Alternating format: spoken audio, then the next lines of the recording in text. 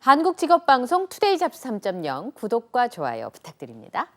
네, 오고 가는 수다 속에 피어나는 인사이트 뉴스는 네모다. 오늘은 뉴스는 경제다로 함께하겠습니다. 창조도시경제연구소 이재문 소장님 모셨어요. 어서 오십시오. 네, 안녕하십니까. 예, 소장님 혹시 아파트 사시나요? 네. 예, 그 층간 소음이 굉장히 예민한 편이세요. 어떠십니까?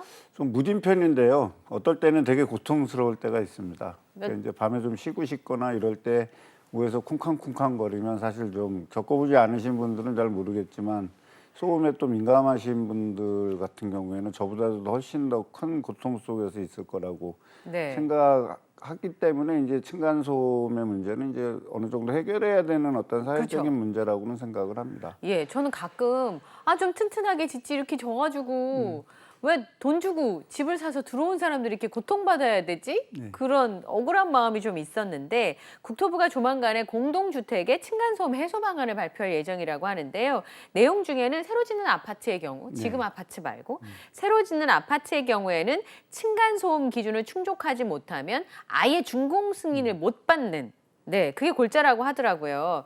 뭐 진즉 좀 이렇게 했으면 막 그 심각한 강력 범죄 발생하는 경우도 네. 있잖아요, 수장님. 왜 망치 인제사 사건도 이런? 있고 막 그렇죠. 그러니까 왜 인제사? 막 이런 생각이 좀 들기도 하고 근데 이제 그래요. 문제는 돈이거든요. 돈이요? 문제는 뭐냐면 층간소음을 완화하거나 어떠한 그런 뭐 건설사의 준공을 내주지 않겠다라고 얘기한다라면 건설사는 층간소음을 고도화시킬 수밖에 없잖아요. 그렇게 된다 그랬을 때는 그것이 다 비용으로 발생되고 평당한 지금 국토부에서 요구하는 조건에 맞추려고 그러면 평당 한 700~800만 원 이상 추가 비용이 발생됩니다. 그러면 이제 30평 아파트 같은다고 한다 하더라도 한 2,400만 원에서 한 3천만 원 가까이 추가 부담이 추가로. 생기는데 네. 이 비용을 결국에는 뭐냐 하면 그 아파트에 살고자 하는 소비자한테 전가시킬 수밖에 없는 거잖아요. 그렇죠. 이제 건설사 공사비니까. 입장에서는 예. 서비스를 할 수 있는 상황도 아닌 거고 네. 그래서 이제 이런 부분이 좀 선행돼야만이 좀 더 실효성 있는 정책이 아닐까 이렇게 생각이 되는데 예. 결국에 이게 모두 건설사에게 만약에 전가가 된다 그러면 결국에 또 분양을 받는 분들이 좀 더 비싼 아파트를 살 수밖에 없는 구조가 있기 때문에 조금 뭐라 그럴까요? 조금 이제 좀 투명화되고 객관화될 필요가 있겠다 이렇게 말씀드리고 싶습니다. 네. 그러게요. 끝내는 다 돈인데 그죠? 네.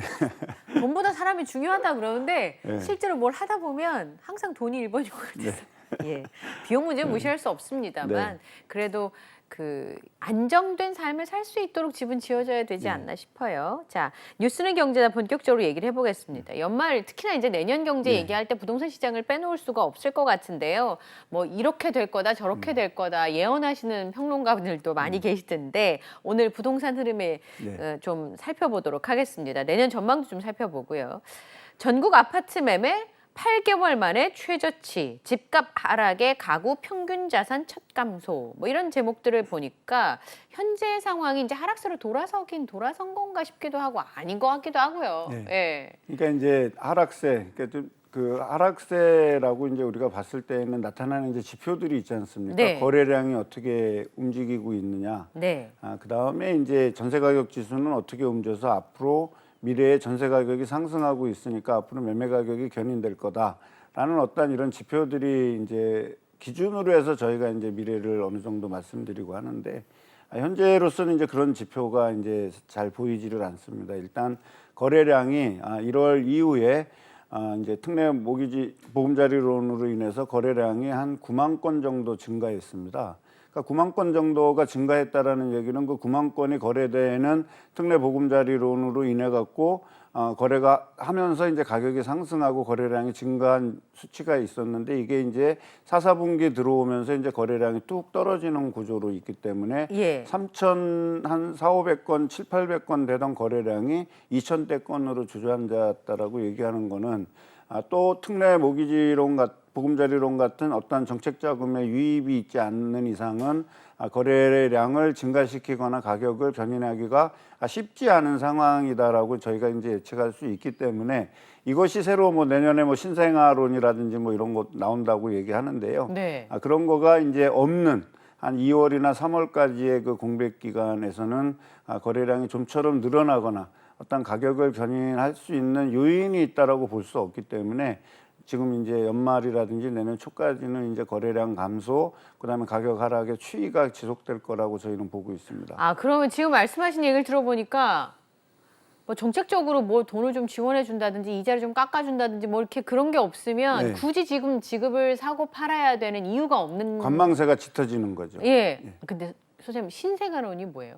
이제 이제 2023년에 이제 결혼을 해서 아기를 낳게 예. 되면 이제 2% 이하의 어떤 이유를 지원해 준다든지 이제 금액을 지원해서 오, 진짜? 예외적으로 이제 뭐 이렇게 가서 이제 젊은 친구들한테 이제 집을 사라라고 이제 얘기하는 건데, 어떻게 보면 이것도 이제 빚내기의 어떤 빚내서 집 사라는 어떤 뭐 버전, 새로운 버전이라고 볼 수 있는데, 이제 이번에 특례 모기지론으로 인해서 한 10개월 정도의 정책 효과가 있었더라면 그거는 제가 봤을 때는 더 짧아질 수 있기 때문에 좀 더 근본적이고 본질적인 어떤 그런 대책들이 나와야지, 빚을 내서 계속 가계 부담을 지우는 방식의 정책 운영은 좀 지양되지 않아야 될까 이렇게 생각을 합니다. 예. 매도자, 매수자 간의 눈치 싸움인 거잖아요. 네. 선생님 지금 현재 파시는 분은 예전에 전고점에서 조금 싼 가격으로 팔고 싶으시고 네. 사시는 분은 뭐야 저렇게 오른 가격에 난 살 수가 없는데 그러니까 서로 이제 밀당을 하고 있는 중인데요. 이게 이제 부동산 시장이 얼어붙게 된 근본적인 원인이라고 볼 수 있을까요? 일단 이제 주택 경기가 이제 불확실성이 많아지는 거죠. 불확실성. 고금리 상황이 단기간에 그칠 거라고 생각해서 바로 피벗이 될 거라고 올해 내내 이제 글로벌 전문가들도 그렇고 국내 전문가들도 많이 예측을 했지 않습니까? 네. 근데 이제 피벗이 이루어지지 않은 상태에서 고금리 상황이 지속되면서 이제 매수자들이 이제 상당히 부담을 갖게 되는 어떤 상황이 만들어진 겁니다. 그런데다가 이제 전쟁 문제라든지 어떤 여러 가지 인플레이션 지속, 어떤 이런 문제들이 지속되면서 수요자들이 주택을 받아서 어떤 매물을 수진시키거나 이러기에는 이제 좀 더 한계점에 다다랐다라고 이제 보여지기 때문에 네. 좀처럼 이제 어떻게 보면 내가 집을 살려고 하지 않는 거죠. 그러니까 집을 사지 않으려고 하다 보니 이제 관망세가 짙어지게 되고, 관망세가 지속되는 가운데 이미 시장은 이제 매수자 중심의 시장으로 돌아섰다라는 겁니다. 네. 그러니까 매수자 중심의 시장으로 돌아서게 되면 이제 지켜보고자 관망하고자 하는 수요가 점점 늘어나고 있기 때문에 거래량은 점점 위축될 수밖에 없거든요.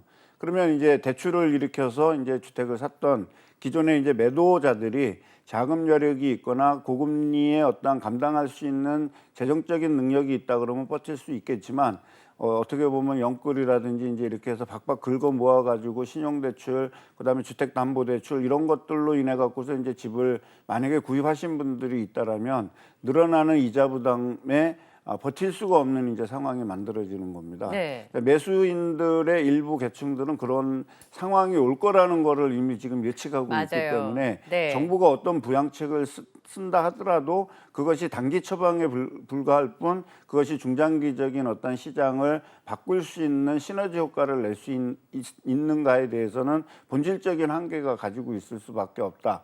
이게 이제 현재 시장 상황이라고 보시면 되겠습니다. 예. 그러니까 집을 살려고 하시는 분들, 그다음에 집을 팔려고 하시는 분들이 계속 이제 뭐라 그럴까요? 이렇게 이제 밀당을 하고 있는 네. 상황인데, 그러면 하락세라고 지금 얘기했었잖아요. 예. 집값 하락에 가구 평균 자산 첫 감소 이런 기사들이 나오고 있는데, 그럼 이거는 그냥 거래 건수 몇 개 안 되는 거 보고 그냥 이렇게 결론 내린 건가요? 물론 거래량이 적기 때문에 전체적으로 시장의 분위기라고 평가하기에는 통계적 착시가 있을 수 있습니다. 네. 근데 이제 요번에 이제 발표했던 그 가구 자산이 처음으로 감소했다라는 얘기는 인플레이션 경제 하에서는 끊임없이 가계 자산이 조금씩이나마 올라가는 상황이 있죠. 물론 네. 예외적으로 2021년, 2022년에는 폭등세로 있었기 때문에 가계 자산이 큰 폭으로 증가가 된 겁니다. 근데 이제 요번에 처음으로 우리 가계 자산 중에 이제 부동산과 관련돼서 가계 자산이 이제 감소한 것으로 나타났죠. 네. 그 감소를 해서 이제 얼마냐 하면 한 5억 2,727만 원 정도가 이제 가계 평균 자산입니다.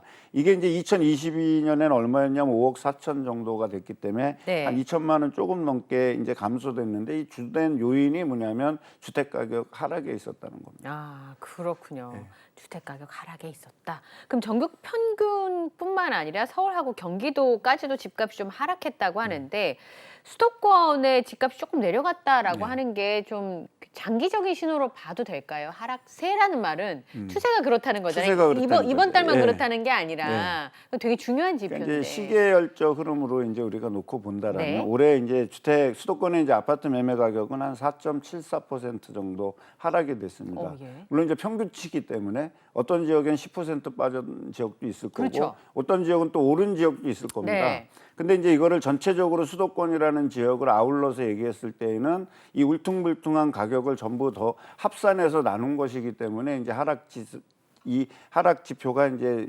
추세적으로 나오는 거고요. 근데 이제 서울도 마찬가지로 2.31% 현재 하락한 상태입니다. 네. 아직도 서울 집값을 전체적으로 25개구를 놓고 봤을 때에는 크게 오른 지역, 적게 떨어진 지역, 횡보하는 지역을 다 합쳐서 추세선에서는 이제 우하향을 하고 있는 하락선을 유지하고 있는 가운데 이제 아까도 말씀드렸던 특례 모기지론이라든지 이제 이런 걸로 해서 40조를 시장에서 쏟아붓는 유동성을 확대시킴으로 인해서 일부 서울, 특히 서울의 주요 지역에 있는 아파트들은 일부는 이제 가격이 몇 억씩 이렇게 올라간 상황이 있기 때문에 시청자분들께서 보시기에는 이게 뭐야 그런 거 가격은 떨어졌다는데 왜 어느 지역은 오르고 막 이제 이런 의문을 갖게 되잖아요. 그렇죠. 그러니까 서울도 25개구가 있습니다. 25개구 중에 하나는 오르고 하나는 떨어지고 이제 우리가 가격이 울퉁불퉁하다라고 말씀을 드리는 그렇죠. 거거든요. 예. 가격 차이도 큰 폭으로 나고 있지만 떨어진 지역에서의 가격이라든지 이제 이런 것도 있기 때문에 추세적으로 봤을 때는 우하향을 하고 있다. 네. 수도권에 네. 대신 그렇지만 일부 서울의 대단지 아파트 같은 그쵸. 경우는 우상향을 그리고 있었는데 올 연말에 이제 그 아파트들마저 우리가 얘기하는 강남 4구마저도 이제 하락된 가격으로 뜨문뜨문하게 거래가 되고 있다. 예. 그렇죠? 그러니까 예. 뜨문뜨문하게 거래가 되고 있는데 이것이 본격적으로 서울의 강남 4구에 있어서의 하락하고 있는 시그널로 봐야 되느냐는 예. 너무 거래량에 받쳐주지 않기 때문에 알 수가 조금 더 시간을 지켜볼 필요가 있다. 근데 이제 그 중에 제일 이제 중요한 게 매매 거래량의 변화겠죠. 서울 예. 이제 특히 이제 강남 4구의 거래량의 추이를 보거나 그 거래량에 따르는 가격 변동을 이제 조금씩 보게 되면 이제 전반적으로 2024년 상반기에는 주택 가격이 오르기는 힘들겠다라고 이제 현재 여기까지는 이제 저희들도 이제 생각하고 있습니다. 소장님 그냥 그 개인적인 의견이라 여쭤보면 무릎 좀 왔을까요? 집값이 지금? 아직 안 왔습니다. 그렇게 많이 떨어지진 않았어요. 그러니까 그러면 뭐냐면- 그 정도 판단은 좀 하고 계시면 좋을 네. 것 같아요. 우리가 사실 뭐 주식시장 용어이긴 하지만 네. 무릎에 사서 뭐 어깨에 팔아라 그러는데 무릎이 어딘지 어깨가 어딘지 도통 모르겠단 말이죠. 그러니까 집을 이제 첫 구입을 하시고 싶어하는 분들한테는 제가 말씀드리고 싶은 거는 지금은 불확실성이 너무 큽니다.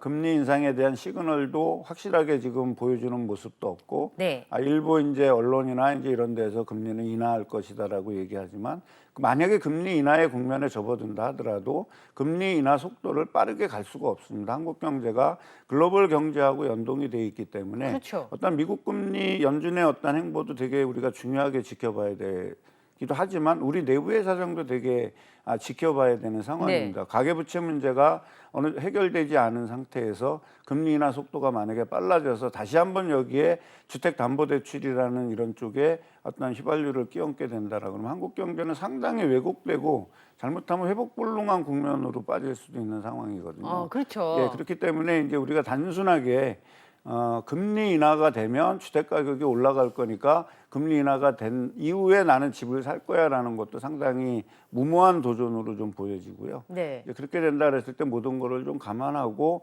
객관적 지표들을 최대한 활용하실 필요가 있고 지금은 소나기가 내리고 있는 시기지 않습니까? 일단 소나기가 내리면 이리 뛰고 저리 뛰어도 내 옷이 젖는 거는 분명하기 때문에 조금 더 비가 내리지 않는 곳에서 이렇게 전체를 보고자 하는 어떤 그런 노력이 좀 필요하다라고 생각이 듭니다. 그렇군요. 예. 어쨌든 집이 조금 가격이 내려간다 그러면 아까 말씀하신 네. 것처럼 내 집 살려는 사람들은 얼른 좀 사고 싶은 생각이 드는데 아직은 불확실성이 네. 좀 높다라는 부분에 있어서 좀 주의 있게 살펴봤으면 좋겠고 근데 이런 경우에는 건설공사를 진행하는 경우에 집값이 좀 내려간다고 멈추는 경우도 있습니까, 소장님?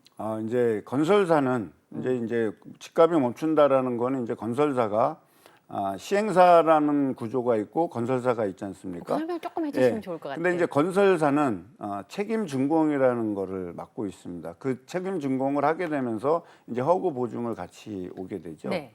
근데 이제 시행사가 건설사가 망한다는 거는 시행사가 건설 비용을 건설사에다가 제때 지급을 못 한다는 겁니다.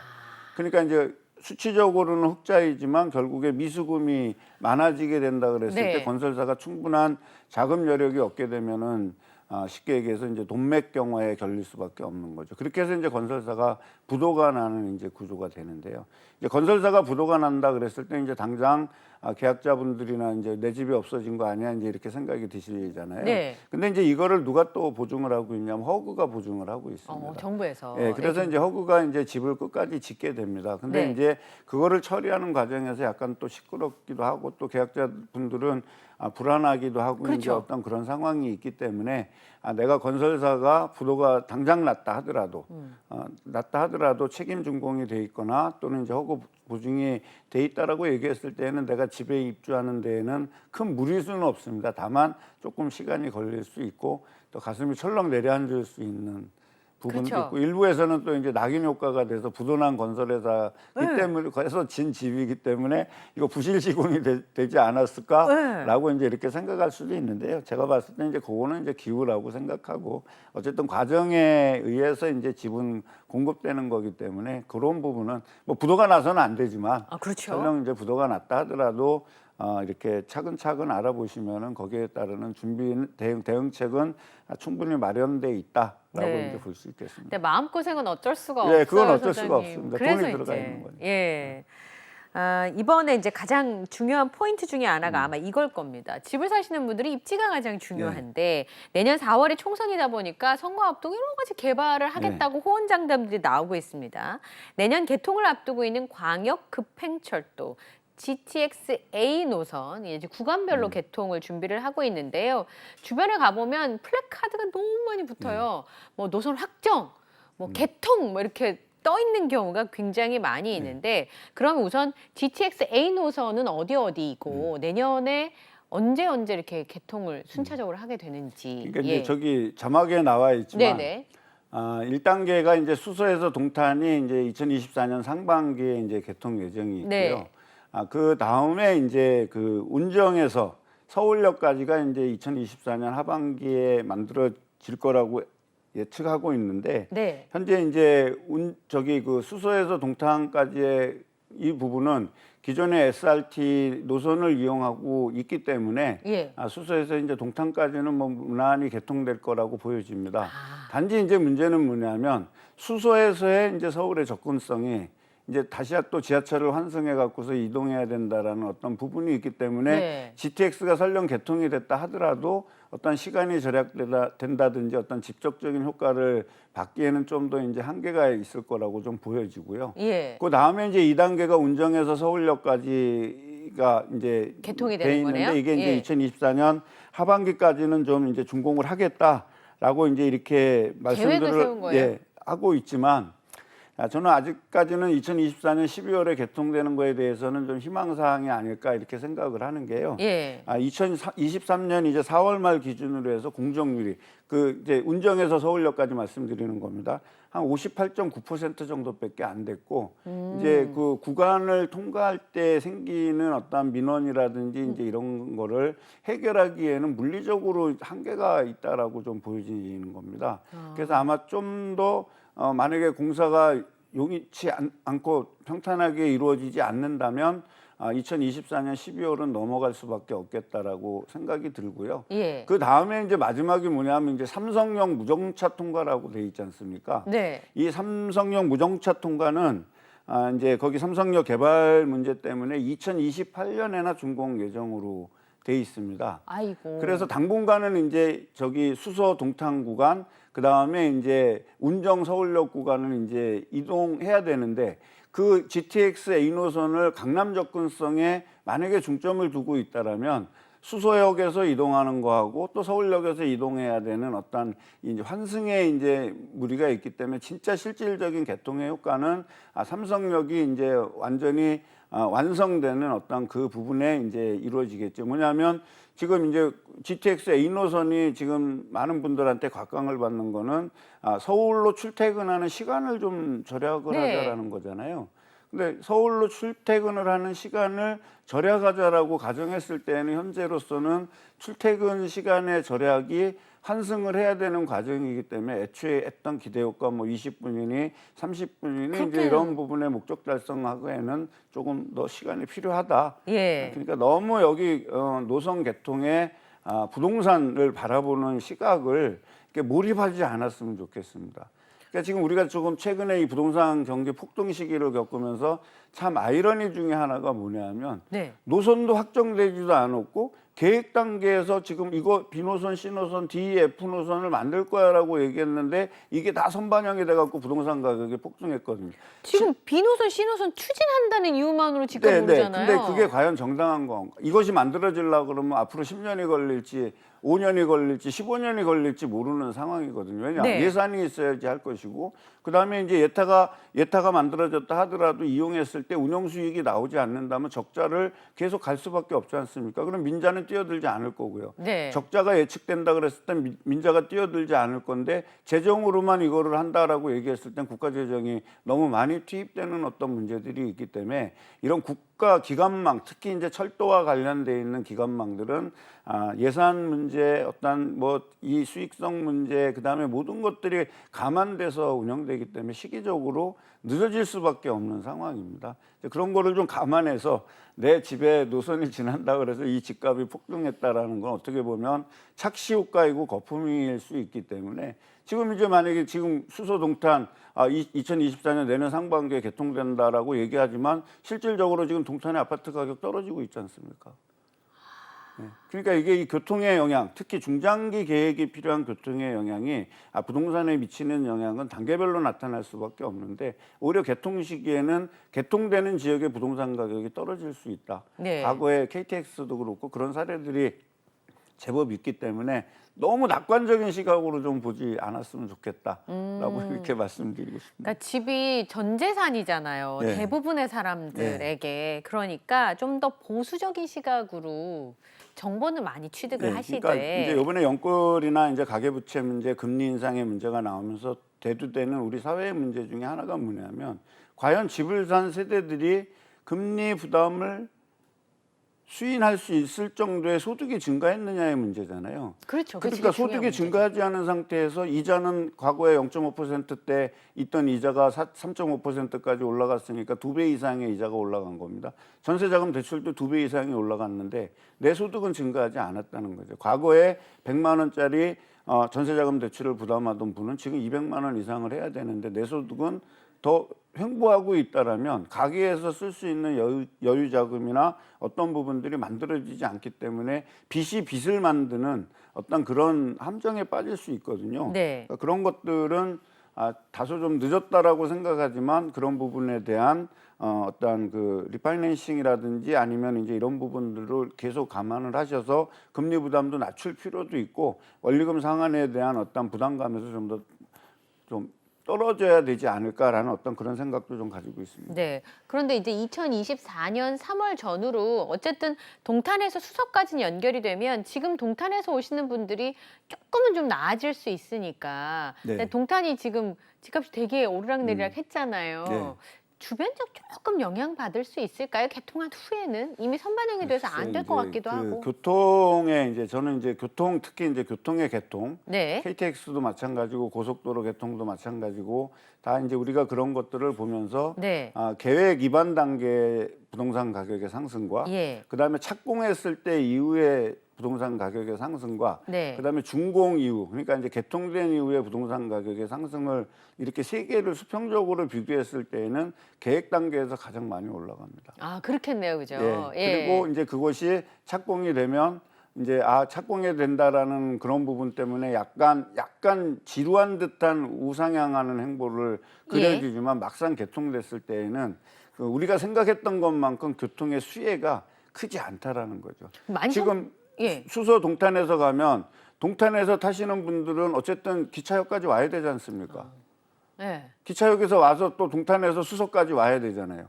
수소에서 또 환승을 해야 되잖아요. 그럼 22분, 뭐 20분의 효과가 과연 뭐가 있을까요? 그냥 동탄 구간만 열심히 오는데 또 수서역까지 앞으로 4년 동안은 네. 계속 제가 만약에 강남으로 온다 그러면 거기서 환승해서 또 열차를 타고 이동해야 되고 기존에 오는 예, 대로. 그런 분들이 동탄에서 강남으로 출퇴근하시는 그런 분들의 어떤 수치가 과연 정확하게 나와가지고 이것이 만들어졌는지는 좀 제가 회의적인 시각으로 보고 있거든요. 네. 결국에 전체적인 교통량과 동탄에서 사시는 분들, 그다음에 오면서 경유되는 역들에서 이렇게 해서 몇만 명이 이제 아니면 몇백만 명이 1년에 이용할 거야. 그러니까 교통의 영향이 되게 클 거야라고 이렇게 하지만 결국에 막상 뚜껑을 열어놓고 봤을 때에는 불편함이 만약에 존재한다라면 또 한동안 횡보할 수밖에 없는 상황이죠. 그렇죠. 예. 그러면 오히려 조금 가격이 조정받을 가능성도 있네요. 지금 말씀하신 네, 것처럼 저는 이미 그렇게- 많이 올랐기 때문에. 그렇죠. 그렇게 보고 있고 그것이 제가 이제 궁금한 점도 있는데 과연 그것이 GTX-A 노선 때문에 올라갔느냐의 문제예요. 에? 모든 언론에서는 그렇게 얘기를 했습니다. GTX-A 노선 때문에 동탄의 거주 요건이 좋아지고 서울 접근성이 너무 좋아지기 때문에 여기는 주택 가격이 오를 수밖에 없다라고 했는데 GTX 노선이 거론되지 않은 지역에서도 부동산 가격은 그 이상 올랐거든요. 그러면 그러니까 대세 상승기에서 대세 상승을 했던 원인이 무엇인지에 대한 분석이 없는 상태에서 막연하게 GTX-A가 들어오니까 주택 가격이 폭등할 거야라고 하는 이거는 좀 우리가 생각했을 때 너무 무리한 명제가 아닐까요? 무슨 말씀인지 알겠습니다. 자, 그러면 재건축 초과이익 환수제 그리고 일기 신도시 특별법이 본회의에 통과를 했거든요. 네. 그 재건축 초과이익 환수제 같은 경우는 이것 때문에 걱정하시는 분들이 좀 있었어요. 물론 저 같은 사람은 해당이 안 됩니다만.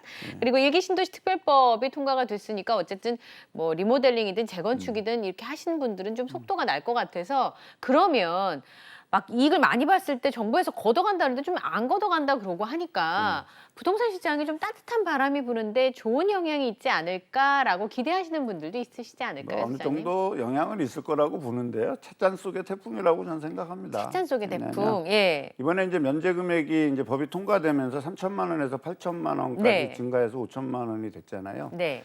이렇게 돼서 그 수혜받은 단지들을 분석해 보면 네. 서울은 7개 단지밖에 안 돼요. 아, 그래요. 예, 그리고 경기하고 인천에서는 12개 단지, 그 다음에 지방이 24개 단지입니다. 어머?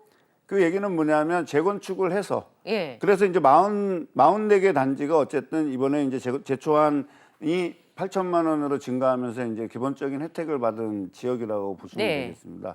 근데 지방이 절반이 넘거든요. 44개 단지에서 24개 단지는 네. 뭐냐면 지방의 재건축은 다 간당간당 했다는 겁니다. 3천만 거기에. 원에서. 아, 예.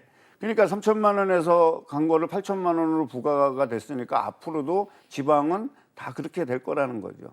그러니까 지방은 제초안 뭐 부담해서 이제 거의 면제됐다라고 생각하셔도 될 것 같아요. 제가 네. 봤을 때는 획기적으로는 뭐 2021년, 2022년 정도에 랠리가 벌어지지 않는 이상은 뭐 거의 면제됐다라고 봐야 되는데 서울은 그 많은 이 재건축 단지 중에서 7개밖에 안 된다는 거죠. 네. 왜냐하면 그 이익의 구간이 7천만 원, 8천만 원 이상이 된다라는 거죠. 매덕이 되는 상황이다 보니 8천만 원으로 줄여주고 뭐를 줄여주고 구간을 이제 기존 2천에서 5천만 원으로 늘렸잖아요. 그러면 이제 면제되는 금액이 뭐 한 2, 3억 되겠죠. 그렇다 하더라도 내야 되는 부담금은 똑같아지는 거죠. 그리고 이게 언제 부과가 되냐 하면 네. 조합 설립 이후에 되는 겁니다.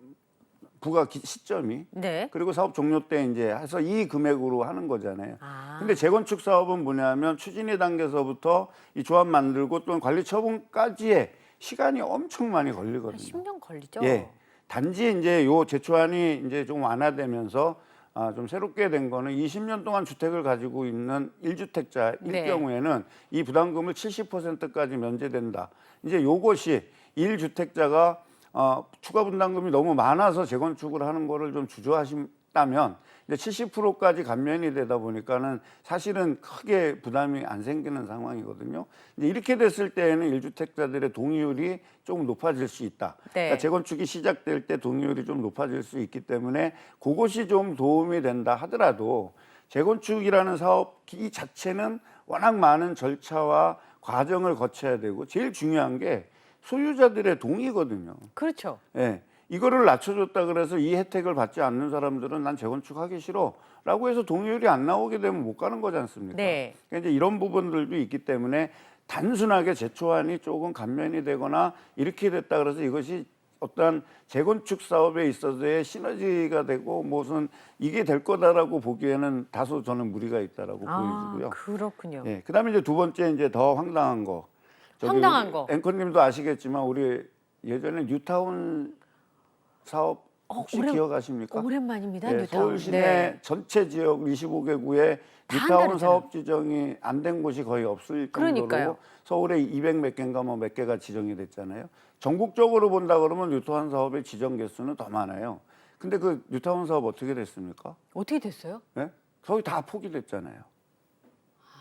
이게 제가 봤을 땐 뉴타운 사업이나 재개발 사업이나 어떠한 이런 것들을 너무 검증 없이 그리고 뭐라 그럴까요? 사업 성과 없이 무조건 법으로 지정을 한다라는 거는 저는 좀 문제가 있다라고 보고 다소 시간이 좀 걸리더라도 한 개 지역이나 두 개 지역을 시범지구로 지정을 해서 이 사업의 성과를 보고 그 성과에 맞춘 어떠한 위반이나 이제 이런 것들이 좀 돼야 되는 그런 아쉬움이 기본적으로 저는 가지고 있습니다.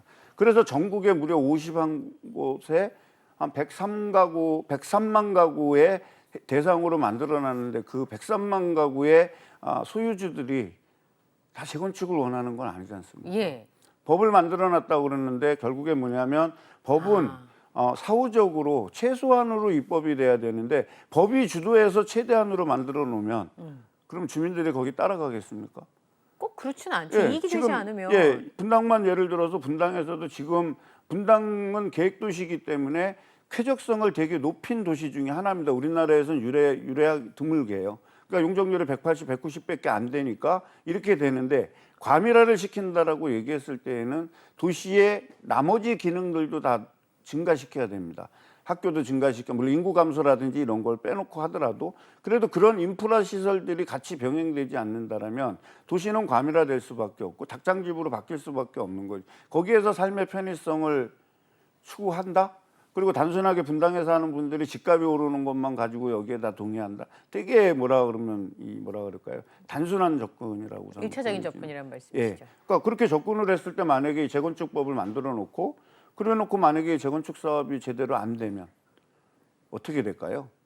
자, 우리가 과거 사례 2014년서부터 뉴타운도 마찬가지였지만 2014년 이후에 지금까지 부동산 정책에서 이렇게 놓고 왔을 때 재건축 3법도 다 해결해주고 다 2014년에 그렇게 됐지 않습니까? 근데 본격적으로 이 재건축이 불타오르기 시작한 거는 2020년, 18년 이후에 2016년부터 이제 주택 가격이 올라갔다라고 봐야죠. 왜냐하면 2016년에 뭐가 생겼냐면 그 조정 대상 지역이라는 것이 생겼기 네. 때문에 그때 주택 가격이 꿀통되지 않습니까? 그렇다면 우리가 이제 국가 대계에서 놓고 봤을 때 20년 이상 된 100만 제곱미터 이상의 아파트 단지들의 재건축을 하기 위해서는 하긴 중장기적인 어떤 도시계획, 그다음에 중장기적인 어떤 계획을 토대로 법이 만들어져야 되는데 지금 이제 거꾸로 되는 상황이죠. 그래서 법을 먼저 만들어 놓고 그 다음에 이제 우리가 이런 국가의 이 계획을 수립할 거야, 뭐를 수립할 거야라는 이런 구조로 간다라면 과연 여기에서 성공하는 지역이 과연 몇 개나 있을까? 물론 아파트가 노후되고 30년 되고 40년 되면 재건축을 해야 된다라는 건 기정사실입니다. 정부의 지원도 필요하고요. 그다음에 정부가 공공기관, 이제 공적 시간들, 공공이 개입해서 공공에서 머무르는 시간을 최소화시켜주고 해서 사업의 촉진 속도를 높여주는 방안들로 추진이 돼야 된다라고 가정해도 꼭 이렇게까지 가야 될 필요가 있었을까? 라는 이런 생각이 저는 갖고 있습니다. 네, 실제적인 현실에서 법이 만들어졌다고 하더라도 소비자들이 과연 움직이실지를 좀 보고 그 다음에 우리 소비자분들께서는 본인에게 필요한 판단을 하시는 게 필요하다는 얘기셨습니다. 네, 지금까지 이재문 소장님과 함께했습니다. 고맙습니다. 네.